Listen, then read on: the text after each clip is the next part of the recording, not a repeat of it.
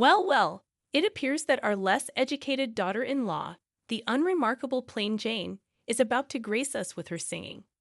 Come on, step onto the stage, you ugly duckling, my mother-in-law sneered. It was my sister-in-law's wedding reception, and I was coerced into performing a solo, as was customary whenever my mother-in-law found an opportunity to belittle me.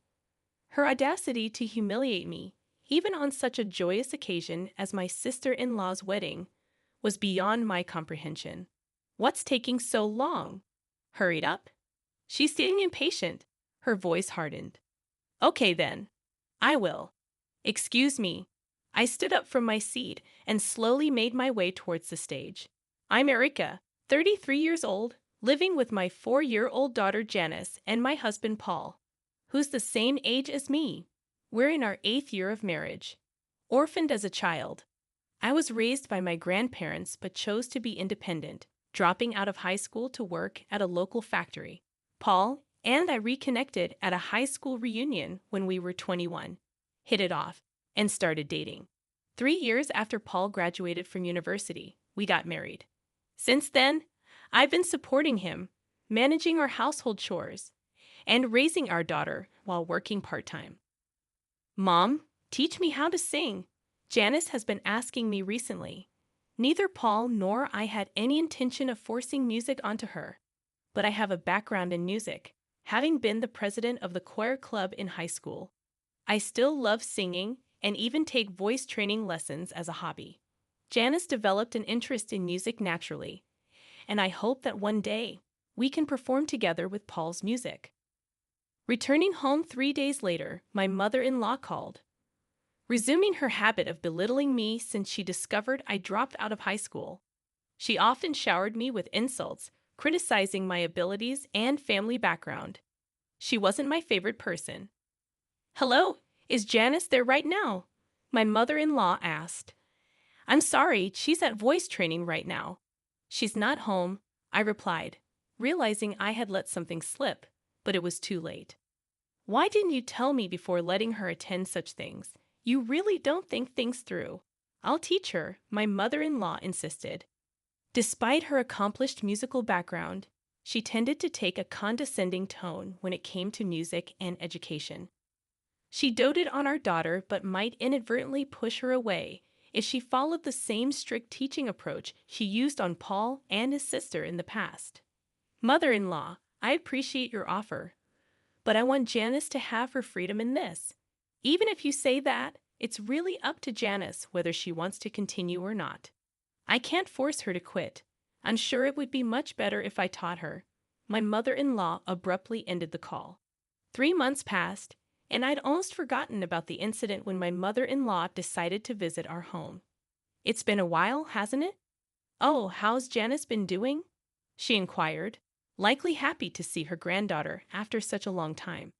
As soon as she stepped into our home, she immediately scooped Janice into her arms, barely greeting us. It just so happened that Janice had the day off from her voice training class, and the whole family was at home. Granny, I've become good at singing, Janice exclaimed, boasting to her grandmother. Really? Could you sing something for me then? My mother-in-law asked. I intervened, worried about what my mother-in-law might say to Janice. How about we eat first before we hear her sing? It's lunchtime after all, I suggested. Don't interrupt when she's about to sing for me. My mother-in-law dismissed my suggestion. I'm sorry, Janice dear. Can you sing for me? My mother-in-law asked. Hearing her request, Janice began to sing. From the perspective of a mother-in-law who graduated as the valedictorian of a music conservatory, my daughter's singing must have sounded rather clumsy. I had a sinking feeling inside me, worried that my daughter might receive some snide remarks from her. However, my mother-in-law applauded and praised my daughter, saying, "You did well. You've practiced a lot." Far from making any sarcastic comments, she thanked her grandmother, seeming happy to be praised. I sighed in relief, thinking that even my strict mother-in-law wouldn't make snide remarks to her granddaughter. I thought Mom might say something. I was a little worried. Paul whispered to me with a look of relief on his face. Nothing particular happened after that. But as the evening came, I realized that Janice had fallen asleep. "Excuse me, mother-in-law. Since Janice fell asleep, I'm going to take her to her room," I announced, picking up Janice and carrying her to her bedroom. After putting my daughter to bed, I returned to the living room. As soon as I re-entered, my mother-in-law said to me, "Didn't you think that Janice's singing today was terrible, Erica? It's a waste of money to let her go to a class that can only teach her to that level. I'll teach her myself." I confronted Paul as anger welled up within me. Wait a minute, isn't that a bit too selfish? What can we do when it comes to music? She's much better than me, and it's a fact that I got better by being taught by her, Paul reasoned. About 5 minutes of silence followed, and it was Paul who gave in and said, "All right, Mom, go ahead and teach Janice to sing for a while." Hearing those unbelievable words from Paul's mouth, my mind went blank. Is this some kind of joke? Won't they care how Janice feels? After all, she has been so happy to be interested in music. What if Janice hates music because she's taught so strictly by her grandmother? I was so angry that I felt like waking up Janice right at that moment and leaving the house with her. So I guess it means Janice is quitting the voice training class, as I said, right? My mother-in-law, with a triumphant look on her face, asked Paul and me. All right, but remember, this is not a music conservatory, so please absolutely do not do anything that Janice would dislike. I know that you know I'm not uneducated like you, I retorted, stating what I had to say, knowing she'd never back off, and I let her go home for the day. That night, my husband apologized for his mother's behavior, but I did not even want to see his face. I ignored him and went to bed. The next morning, I told my daughter Janice, "From today, instead of going to the voice training class, let's have Grandma teach you to sing here at home, all right?" When she heard it, she looked very sad but said nothing and just nodded. I apologized, seeing her like that. Then, come noon, my mother-in-law arrived at our home. "Janice, starting today, Grandma is going to teach you to sing even better," she said to my daughter with a smile. No sooner had the lesson started than my mother-in-law's teaching style became more and more strict. Within an hour, she criticized Janice harshly, demanding perfection. "You're wrong. You're making the same mistake in the same place. Do it again. I knew it would turn out like this. Mother-in-law, this isn't what we agreed to, is it? Could you be a bit gentler?" "What are you talking about? I'm being gentle. Don't interfere. Why don't you quietly do some housework that you can hardly handle?" 4 hours passed, and at last, my mother-in-law's lesson ended. "Well, see you tomorrow. Remember to practice what we did today," she left, seemingly pleased with herself. If I'm going to get yelled at this much, I don't want to sing anymore, seated in her chair, Janice said to me. I harbored an intense hatred for my mother-in-law, taking away what my daughter enjoyed and only caring about her own satisfaction. This cannot go on. I won't let my mother-in-law have her way. Her singing lessons continued in the days that followed. However, after about a week, Janice told me, "I don't want Grandma to teach me anymore. I don't want to sing." Given my mother-in-law's way of teaching, I thought it couldn't be helped. You don't have to force yourself. If you want to quit, that's okay too. So you don't want to go back to the voice training class. It was something she had started because she wanted to, and I, for my part, wanted her to continue. So I asked her that. If it's that class, it seemed that Janice hadn't come to hate singing itself. It appeared that the harsh words from her grandmother and the lack of praise, even when she felt she did well, were making it unenjoyable for her. Why don't you go back to your voice training lessons and give it another shot? I asked Janice, and as if she hadn't been upset moments before, she perked up and nodded enthusiastically. So I'm sorry to say this to you, grandmother, but from tomorrow, Janice will be returning to her original voice training classes. The next day arrived. I relayed Janice's feelings to her grandmother over the phone. How can she whine about giving up after just a week? Isn't it your fault for raising such a weak-minded child? My mother-in-law exclaimed. I retorted, well, it might be, but even though you graduated top of your class from a prestigious music college, It seems that's the only way you know how to teach. Janice told me that she preferred her voice training teacher. Fussing and fuming, my mother-in-law continued, but I ignored her and hung up. Whether she was top of her class or not, it was quite satisfying that her own teaching method had led to her being disliked by her granddaughter, who preferred her voice training teacher. After that, the visits from the grandmother ceased. I spoken to your mother and told her it was okay if she didn't come to teach anymore. Janice said she didn't want it anymore either. I also feel like I've done something unforgivable to Janice. Back in the day, my mother was very strict with me about music, so I couldn't say anything. But I thought she wouldn't be so harsh on her granddaughter. I'm really sorry. I confessed to my husband Paul that night. When I relayed this to him, he seemed deeply regretful and apologized. I was so angry when Paul suggested quitting Janice's voice training class and having the grandmother teach her.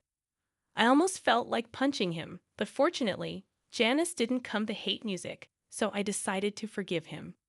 2 weeks later, Paul said, "My sister is getting married in a month, and she asks us to perform. I had never performed at someone else's wedding before. What kind of performance is she expecting?" I was planning to bring a few people from my band and do a small concert, but my sister really wants you and my mother to sing as well. Hearing that the grandmother would also be performing, I reluctantly accepted Paul's suggestion. "So, does that mean I'll be singing with your mother?" "Well, yeah, that's how it seems." Singing with my mother-in-law of all people, I wondered if it would be all right. But if I happened to sing better than her at this performance, I wondered what she'll say. I started practicing the very next day, but there was no sign of my mother-in-law practicing at all.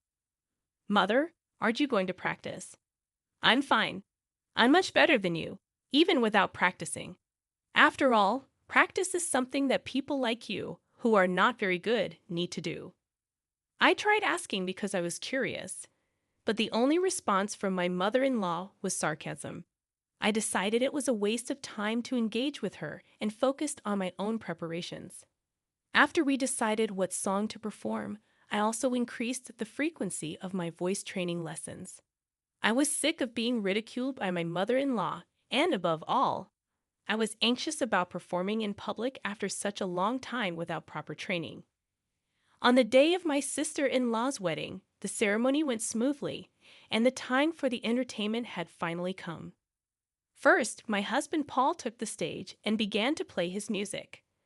As expected, given he plays regularly, he was confident and exuded an elegant aura.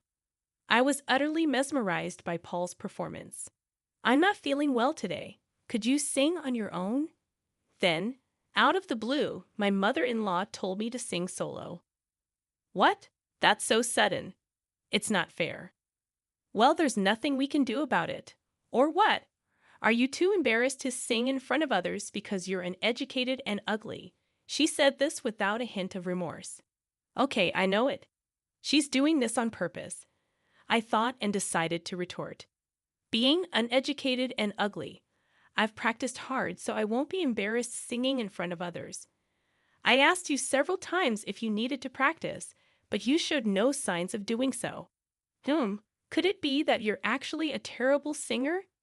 "That's not true." My mother-in-law raised her voice in response to my question. The people around us began to stir, wondering what was going on. Sorry.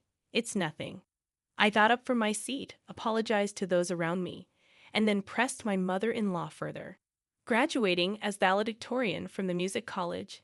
You sure talk big about teaching others, huh? Are you running away because you're embarrassed to sing with me since I'm better?" I whispered this in her ear. "What did you say? There's no way that's true. If I sing with a low-educated, ugly person like you, it would only throw me off. Didn't your parents teach you that you and your parents are truly incompetent?"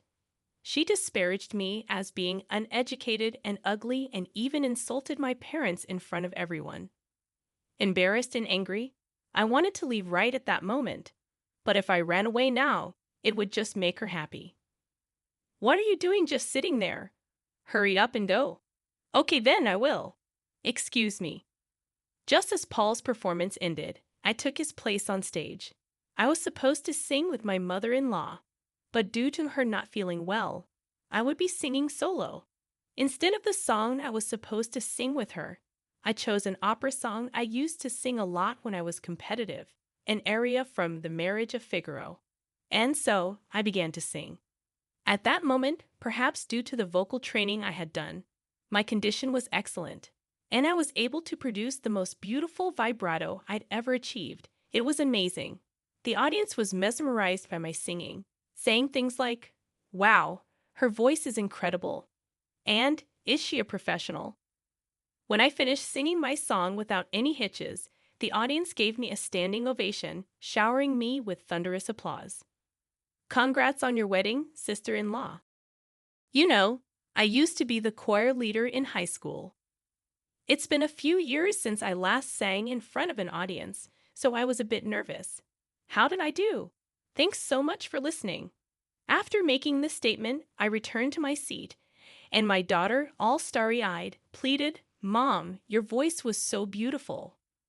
Can you teach me next time?" Witnessing this, my mother-in-law, with her jealousy on full display, said in a huff, anyone can sing like that. Don't get ahead of yourself," continuing to belittle my singing. Just as I thought the entertainment segment was over, my sister-in-law unexpectedly said, "Mother-in-law, and you should sing too." Words that I didn't expect came out from my sister-in-law. My mother-in-law was taken aback and looked at her daughter in confusion, asking me, "I've never heard you sing, Mom, and since you taught me so much about music when I was young, I'd really love to hear you sing," my sister-in-law expressed with pure honesty. The attendees chimed in, "Mother-in-law, you should definitely sing." Words had gotten around that my mother-in-law was a top graduate from a prestigious music school, and the crowd grew increasingly excited for her performance, creating an atmosphere where she felt she had to sing. "Well, with all this, I guess you have to sing now, don't you?" I did not hesitate to add, "So, all right, all right." "If you insist," she responded, heading to the stage. The moment my mother-in-law took the stage, the energy in the room peaked. But as she began to sing, such murmurs could be heard throughout the crowd. "Wait, no way. I might even be a better singer." She must have heard them as well. My mother-in-law's voice did seem off, but even accounting for that, her singing was dreadful. She always criticized others for their singing, but her pitch was all over the place. Honestly, I felt I was still a better singer. The atmosphere grew awkward as her performance ended. Unlike when I sang, the venue was filled with a cold atmosphere, and the applause was sparse. Everyone acted as if they'd seen something they shouldn't have, as if her turn had never happened. Upon returning to our table, my mother-in-law, her face flushed red, shouted at me, "That's why I didn't want to sing. If you had sung properly, my daughter wouldn't have asked me to do this," she said to me with such an angry tone. But I didn't understand why my sister-in-law asked her mother to sing. It seemed to me that she genuinely wanted the wedding to be blessed by the voice of her mother, who had been sternly teaching her about music since her childhood. "Do you think so? To me, it seems she genuinely wanted you to sing." I shared my honest thoughts with my mother-in-law. "No way. I'm sure she knew I'm bad at singing, and this is her way of embarrassing me." I was utterly astonished at her response. She had always criticized others' music and performances, yet she herself didn't want to sing in public because she's bad at it. She never hesitates to complain about others' music, but she is like, "I don't accept complaints, although I'm a bad singer myself." Such a self-centered attitude won't be accepted. My daughter Janice might have her newfound love for music crushed by her grandmother. I could no longer bear my mother-in-law's attitude. So, a person who studied at a prestigious music school and criticizes others' music is just doing so because she can only sing this badly. But mother-in-law, isn't it great? You are able to sing alone without having to sing with a terrible singer like me. I responded to my mother-in-law with a sarcastic tone. "How dare you say that? It's your fault that I had to embarrass myself. It's not nice to say that in front of your daughter. I'm sure she's satisfied hearing her mother singing." As I spoke these words, my mother-in-law fell silent. There was a stir amongst those who'd heard what I had said to my mother-in-law. But other than that, the ceremony went on smoothly and ended without any problems. 2 days after the ceremony, my mother-in-law stormed into our house. "I just can't let it go. I want you to apologize for what had happened." I was surprised by her sudden visit, but retorted, "What exactly am I supposed to apologize for? I wasn't aware that your singing was that bad. Instead, I think you owe us an apology." "What do you mean? I have absolutely nothing to apologize for. It's your fault I was forced to sing that song I hated and embarrass myself." "No, not to me, to Janice. Because of you. Janice almost came to hate the music that she had started to enjoy. Even though you graduated from a prestigious music school, why would you torment a child who has developed an interest in music just because things didn't go your way? Is that what you learned from your music school? I haven't received any musical training from you, yet I was able to sing at the reception and even received applause. How about you, mother-in-law? Shall I give you some singing lessons? I'll teach you thoroughly." My mother-in-law was speechless hearing what I said. "If you have nothing else to discuss, please leave. I won't tolerate you interfering with our daughter or my husband's music anymore." Upon hearing this, my mother-in-law left our home without another word. Her shoulders slumped into defeat. I felt a sense of satisfaction from being able to retaliate so fiercely in her area of expertise, music. It was indeed worth continuing my voice training since my youth. Without the voice training, I might not have been able to receive such applause at my sister-in-law's wedding reception. I wonder how my mother-in-law, who has always boasted about graduating top of her class from a prestigious music school, felt being scolded this way by someone like me who only has a high school diploma and was just a choir member. To be honest, I felt a sense of poetic justice towards my mother-in-law. I thought, serves her right. She shouldn't act so haughty anymore.